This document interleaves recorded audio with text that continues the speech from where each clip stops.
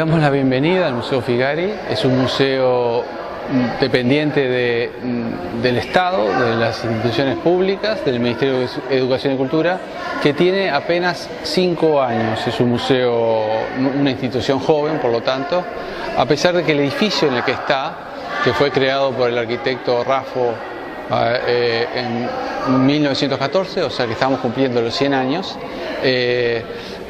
ha sido reformado especialmente en la planta baja y en el primer piso para recibir el acervo de distintas instituciones públicas,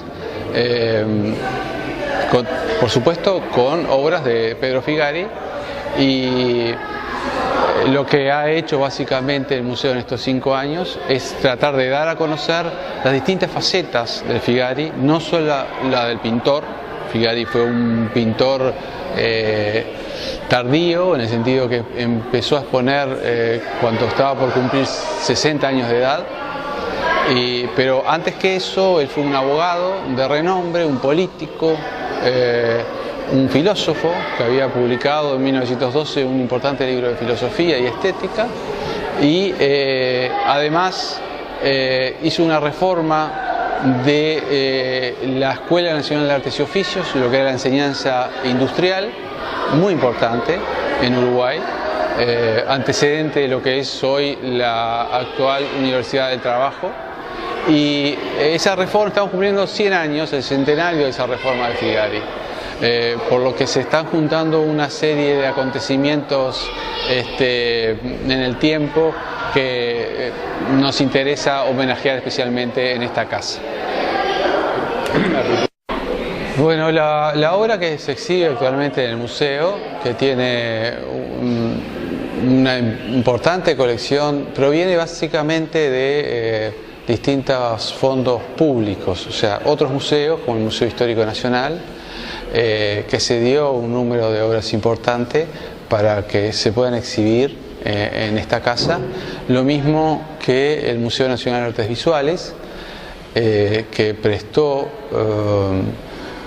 aproximadamente 16 obras por un término de 10 años, después de los cuales, si no hacemos nada, si los cuidamos bien, van a quedar definitivamente en el museo. Y además obras que en estos pocos años, que les decía 5 años apenas de que se creó el museo, el Estado ha ido adquiriendo especialmente para incorporar a los fondos del museo.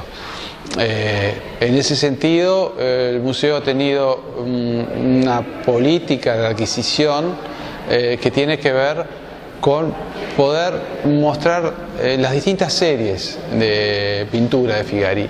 Figari pintó muchas series, es mundialmente conocido y regionalmente sobre todo conocido como el pintor de los candombes, pero pintó muchas danzas, no solo los candombes, pintó también los paisajes de La Pampa, los paisajes de Venecia, pintó corridas de toro, los circos, es decir, nos interesa, así como buscamos proyectar la idea de un Pedro Figari complejo, con facetas como filósofo, como educador, como político. Nos interesa también mostrar las distintas facetas que tuvo en su pintura, las distintas series, y no quedarnos con cierta imagen popular que se da mucho en Uruguay, de asociarlo a la pintura de negros y al carnaval por extensión, cuando en realidad el carnaval que pintó Figari no tiene absolutamente nada que ver con el carnaval actual, si es que alguna vez pintó algo relacionado al tema. Figari tiene una pintura que en su momento no fue comprendida en Uruguay, sí lo fue en Argentina, en Buenos Aires, cuando el círculo de la revista Martín Fierro lo recibe entre ellos Oliverio Girondo, Jorge Luis Borges, que además escriben textos relacionados con Figari, y en esa búsqueda que estaba Figari de crear una leyenda rioplatina, como decía él, a partir de los pinceles, coincide con la búsqueda de los martinfierristas, que estaban también mirando hacia el terruño con herramientas estéticas que provenían de las vanguardias europeas. Entonces, mientras la revista Martín Fierro es de las primeras en incorporar las nociones de las vanguardias europeas, reciben al mismo tiempo a Figari, que toma elementos del postimpresionismo, de los Naví, de los Fauve, o sea, de estilos y de corrientes que en ese momento prosperaban en Europa, toma algunos elementos y genera un estilo totalmente nuevo y personal que llama mucho la atención, ¿no? Y que, bueno, y es por el que lo conocemos. Un estilo de pincelada rápida, una pintura en movimiento, de color, de que si quieren les puedo quizás detenerme en algún cartón en especial para explicar un poco cómo era la operativa de Figari. Les comentaba la técnica tan particular de Figari, que tiene un grafismo especial. Utiliza el cartón, generalmente pintaba en cartón Figari, usaba tela pero con menos frecuencia. Utiliza el cartón como un color más. Si ustedes ven entre las ramas de este ombú, el ombú es una planta típica de Uruguay, de Argentina y del sur de Brasil, y con Figari comienza a ser rescatada desde el punto de vista de su valor paisajístico, ¿no? Figari es también uno de los pioneros en bajar los horizontes en las pinturas y dejar esos amplios cielos tan coloridos, tan dinámicos. Les decía, deja el cartón que se entrevea y que funcione con una cualidad,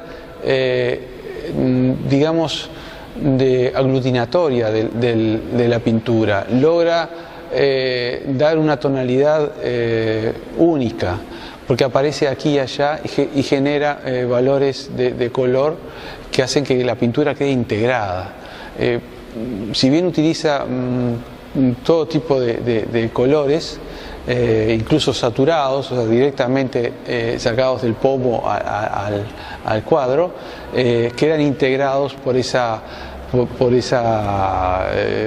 idea de Figari, que además le permite, al pintar directamente sobre el cartón, sin darle un fondo blanco, que es lo que hacen habitualmente los pintores, una capa de imprimación, al pintar así el óleo seca más rápido porque el cartón absorbe el óleo, y eso le permitió pintar muchísimo. En un lapso de 17 años, se discute todavía si pintó cerca de 3.500 o 4.000 cartones. Es mucho para una persona después de los 60 años, ¿verdad? A los 70 años estaba organizando una exposición en París, en 1931, en donde él va explicando al ambiente europeo cómo es su pintura y cómo es su terruño, cómo es América, cómo es Uruguay y Argentina.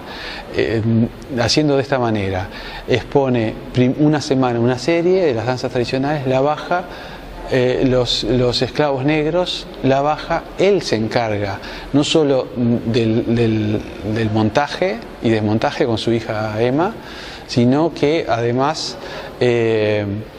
escribe un folleto explicativo y las invitaciones en cada caso. O sea, es una exposición sextuple, él la llamaba así, en donde explica con la pintura, hace una especie de curaduría didáctica, diríamos hoy, de su obra, y trata los cuadros como si fueran documentos, ¿no? Es para que el público conozca cómo es La Pampa, cómo es la tradición de la Pampa. Ministro de Turismo. Sí. Bueno, es una pintura que en su momento, proviniendo de un abogado reconocido y una figura pública, no fue entendida. Digo, ¿por qué Figari pinta estos caballos flacos? ¿Por qué no los hace briosos como nos tenían acostumbrados Blanes y tantos otros pintores? ¿Por qué pinta a los negros? ¿Por qué pinta a los pobres? ¿Por qué las clases desposeídas? En el Uruguay de los años 20 todavía estaba muy presente esa dicotomía sarmentina de la civilización y la barbarie. Todavía la idea de nación se estaba construyendo y se precisaban grandes encomiadores de la historia nacional con mayúscula. Mientras que Figari no habla de la historia, de los grandes hitos históricos, tiene algún cuadro relacionado con algún acontecimiento histórico importante o con Artigas o con algún personaje, pero en general él pinta la historia menuda, la historia de los que no tienen historia y lo hace desde una visión muy optimista, muy colorida de esa narrativa historiográfica, por lo que no fue rápidamente asimilado, pero todo eso que fue resistido en una época hoy es tomado como un valor importante, ¿no? para la construcción de nuestra identidad como sociedad. Ay, nada, fue una experiencia espectacular, me encantó. Yo nunca fui a ese museo. La primera vez que voy y miré todo y digo, wow, es tremendo. Me encantó, me gustó, fue divino, la verdad que lo felicito al museo. Figari. ¿Cómo se llama el museo? Figari, Pedro Figari. ¿Vos vivís acá? Yo estoy en Refugio.